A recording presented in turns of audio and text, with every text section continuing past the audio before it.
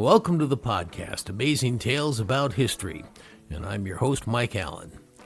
I don't think many of the people listening to this episode today of Amazing Tales could do what our guest does for a living, which is namely paint the George Washington Bridge.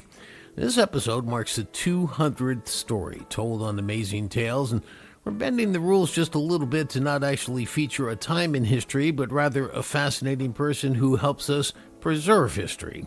Michael D'Onofrio lives in New Fairfield, Connecticut with his wife, and each day he commutes to the New Jersey side of the bridge where he suits up and prepares for yet another day doing tasks that simply couldn't be done by anybody with even the faintest fear of heights, like me. And yet you're going to hear he takes it all in stride. Michael will be along in just a moment. This week's trivia question: he converted 14 square miles of dairy farmland into one of the sweetest company towns in U.S. history. Who are we talking about? Well, stay tuned after the main program for the answer, which will give you the topic for next week's show. All right, so full disclosure, I have a fear of heights. In fact, I've always suspected I have the worst case of it. It's pretty severe and worse than most. My wife, for example, hates tight enclosed spaces like the inside of narrow caves. But for me, walk me to the edge of a cliff, tell me to look down, well, there's some things that are just best left undone. And so it is that on this, the occasion of the 200th episode of Amazing Tales, since it all began back in 2021, we're doing a topic that is the epitome of having a fear of heights: painting and generally maintaining the George Washington Bridge. Now, I don't really understand how suspension bridge technology works, don't care to know. Engineering's not my forte. I leave it to people who know what they're doing. And while I can drive over the George Washington Bridge without too much trouble, the very idea of either walking on the pedestrian pathway or riding my bike across, or heaven forbid, walking up the steel cables to the top of the steel towers, I have trouble even talking about it. That's how bad it is for me. Well, this is one of several reasons why I have a huge appreciation for our guest today. Michael D'Onofrio is a bridge painter for the Port Authority of New York and New Jersey. He's been working on the bridge for nearly a decade, sometimes dangling hundreds of feet in the air with just a safety cable or two holding him in his harness. I couldn't do what he does, and I admire the courage that he has. Now, not too long ago, we did an episode here on Amazing Tales on the construction of the George Washington Bridge. I showed a photo on social media of an unidentified bridge worker at the top of the bridge. Well, Michael tracked me down to say it was him in that photo. So, Michael, I have been looking forward to this interview. I've told a few people that you and I were going to chat, and when I told them what you did, they said, "Oh my God." And I guess that's, you must go like to parties or places and people say, "Hey, what do you do?" And you say, "Oh, I paint the George Washington Bridge." You must feel a little bit like a rock star. I mean, people must think you walk on water to be able to do this. Yeah, I get a lot of crazy reactions most of the time. What do you say when people come up to you and say, "How do you do it?" I don't know. I just do it. Just like any other job. Well, now let's talk about that, every other job. So tell me, not your entire resume, but, what kind of jobs did you hold before you got to the Port Authority? And tell me about your work with the Port Authority. Yeah, I mainly started working in airports. My dad was a mechanic in the airport, so I was always in that area doing things. And I started working ground transportation, airplanes, towing them, fueling them. That's how I learned about the Port Authority. And there was an opening at JFK, so that's where I started. Was your dad at JFK? He always rotated around, like mainly LaGuardia, but he worked at almost every airport in the area. So now you get this job at JFK, and, when I'm on a plane and I look down on the tarmac and I see, people directing the plane or, doing baggage or whatever, was that you? Were you out on the tarmac? Yep, doing all that. Yeah, fueling planes, moving bags. Kind of surprised they trusted me when I was almost about 18 years old, driving a fuel truck around with 5,000 gallons of jet fuel. That was surprised me the most. Wow. Now, when I first spoke to you, I don't know, a couple weeks ago, and we got talking about this, and I said, "Gee, what made you, leave JFK?" your answer was you do what everybody else does. You look for a better job somewhere else, right? Is that what spurred you? Tell me that about that decision. Started working for the Port Authority at JFK doing regular maintenance, but you always want to get more money and better positions. And a bridge painter position opened up, so I applied. Did it ever cross your mind, oh my God, I'm going to be up on this tall bridge? And did you ever have to have a sort of sit down with yourself and say, am I up to this? A fear of heights or anything like that? When you apply to be a bridge painter, you have to take a written test first, and once you pass that, you have to do a heights test. So, it was a little nerve-wracking doing the heights test, but once I was up there walking around, it didn't really bother me as much as I'd expect. So tell me what a heights test consists of. Yeah, you gotta climb up about 50 feet worth of steel. They're called box cords, and it's at the top of the bridge. So you climb up about 50 feet, and you walk on the very, very top. There's a beam that runs down the middle. You just got to walk across a beam about 6 inches wide. And if you get past that without getting nervous, then you get to walk those tubes. They call the barrels. They're just cables that come off the tower down towards the ground. You got to walk down those. Now there are you can't call them even railings. I guess they're like strings of steel that go on each side, one for each hand. Are those pretty steady? Oh yeah, those things are anchored at the top and anchored to the ground, so they're not going anywhere. But they're just steel cables. Okay, so now I want to ask you a question. When you go up, say, the Empire State Building, and you're in an elevator that goes up 100 feet, that doesn't bother you? Not in the slightest. And are you the guy when you get out of the elevator at the Empire State Building who goes and puts his head in between the two, between the metal bars that are there and looks straight down at the street? Oh yeah, absolutely. Oh yeah. So that doesn't bother you at all? No, not at all. Wow. Okay, and so when you fly on a plane, let's go back to JFK, when you're actually in the plane flying, first of all, does it bother you to fly? No, I don't really care about flying. Are you the guy who always wants the window seat? Yeah, I like the window seat, but my wife always kicks me out. Does she mind that you do this? I don't think that she minds, but I also was working before she met me, so I don't think she had a choice. So now you've been doing this for 9 years, and I want to talk about, the fact of, like an everyday job, right? So some people today are complaining because they have to go back to the office and they can't work from home anymore, remote working. You never have an option for that. Your job is on the George Washington Bridge, right? Yeah, always there. So when COVID happened, were you still going and painting the bridge? We weren't really painting as much, but I was still there every day. They broke us down into smaller groups so we wouldn't all get sick. God forbid someone did get sick. We were there. How big of a crew are you part of? There's only 25 of us that work for the Port Authority. For people familiar with the George Washington Bridge, they have those big metal steel towers, two of them on the bridge. When you're inside those, are there like staircases you can walk up to the top? How do you get to the top? There's an elevator that goes from the ground all the way up, and that's about 50 feet from the very top. There's also another elevator to bring you a little higher, but not all the way up, as well as a set of stairs. So now, if you have to go to the very, very top, how do you do that? So that last elevator brings you, let's say, about 20 feet away, and then you have to go up a regular ladder. Or the other option is you can walk up those barrels with the suspension cables inside and walk up that way too, right? In case the elevator breaks down. Yeah, you can start from the ground and go all the way up those. So now you go up there. Let's start with the day. So you drive to work. Do you park at the bridge, or do you park somewhere else and get shuttled into the bridge? Yeah, we have a shop in Fort Lee. It's right next to where the toll plaza used to be.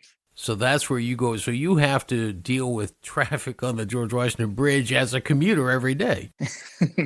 Yeah, pretty much. Wow. So now then you get there. And is it different every day, or do you know when you come into work, okay, I'm going to pick up where I left off yesterday? What kind of job is it that way? Sometimes there's different projects. We're finishing up a project now. We're repainting the bottom archway that's underneath the lower level on the New York side.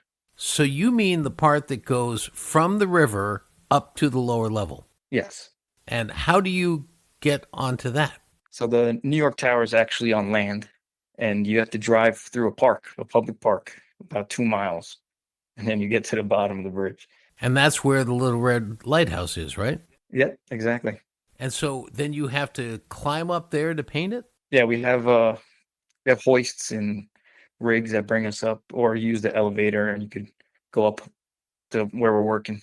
Okay, now let's go back up to the main level of the bridge. I mean, there's the main level, there's the lower level, and and of course towers and everything else. And I guess every 10 years or so they repaint the entire bridge. And this is, I think, 2.5 million square feet of surface. And first it has to be, you have to scrape the paint off and then put a fresh coat on. Tell me what is the most, I guess, nerve wracking part of that you've ever had to paint. Oof, I don't know.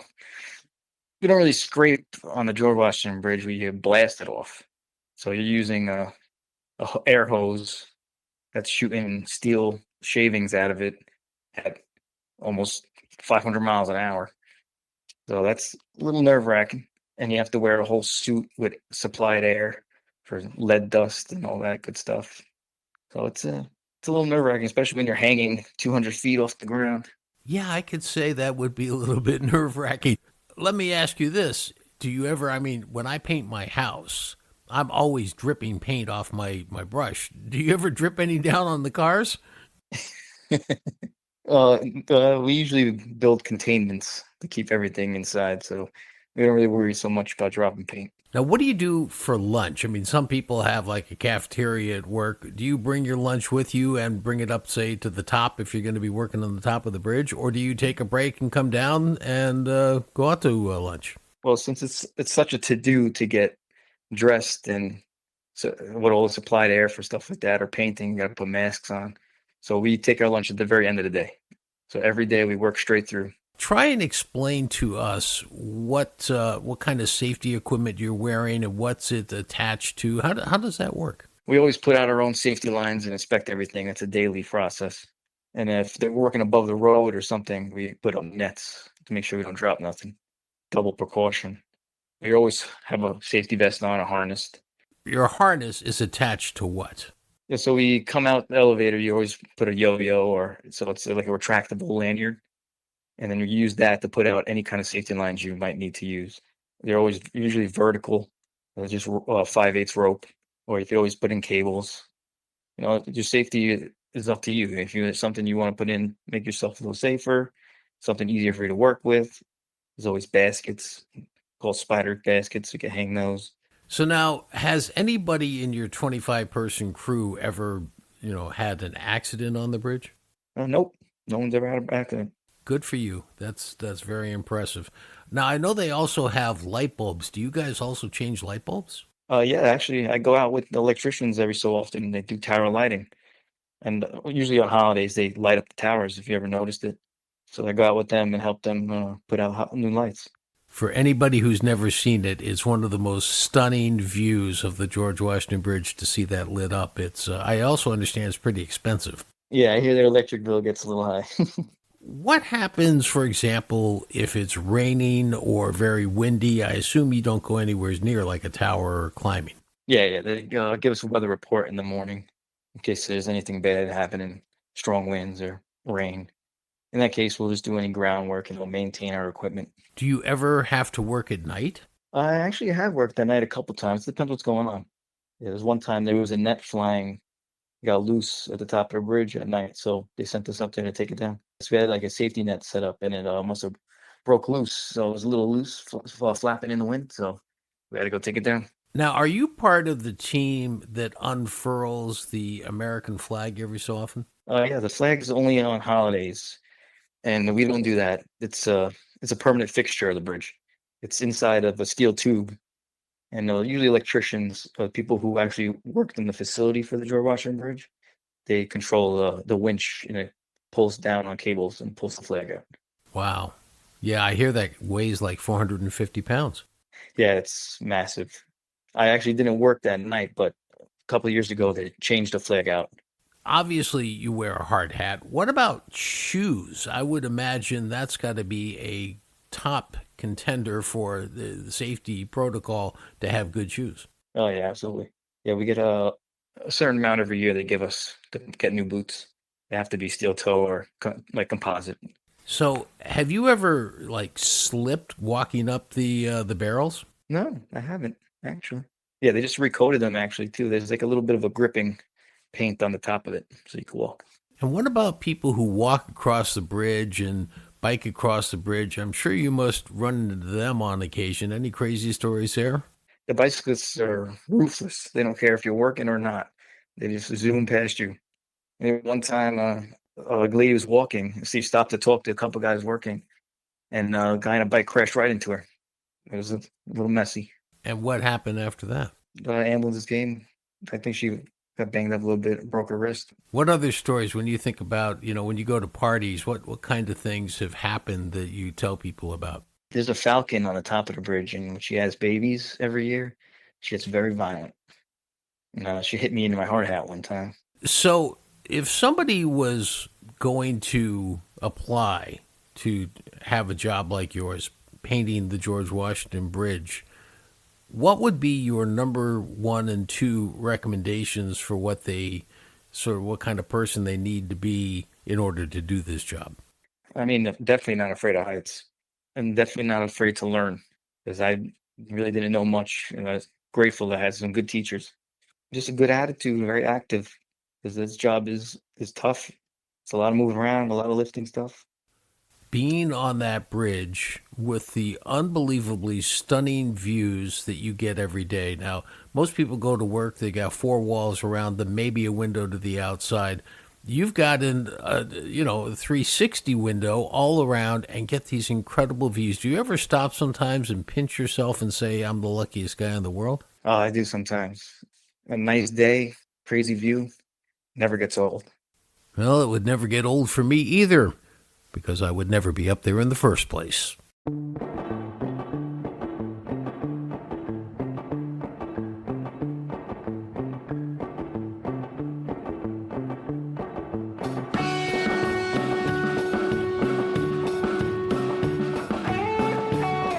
Well, that wraps up this episode of Amazing Tales About History. Now, in case you're into statistics, the towers of the George Washington Bridge are 600 feet high, the equivalent of a 60-story building.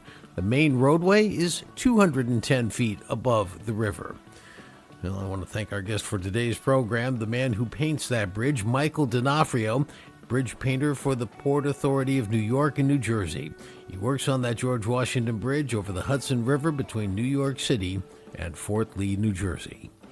The answer to this week's trivia question, the question was, he converted 14 square miles of dairy farmland into one of the sweetest company towns in U.S. history. And who were we talking about? Well, of course, it's Milton Hershey, founder of the famous chocolate candy bar and the town of Hershey, Pennsylvania. Next week on Amazing Tales, the amazing story of a man who never completed fourth grade, never gave up after several failures, and finally developed a formula for chocolate that continues to finance philanthropic ventures, amusement parks, museums, and theaters long after his passing. Amazing Tales About History is a production of True North Associates, LLC. This is Mike Allen. Be safe and stay healthy.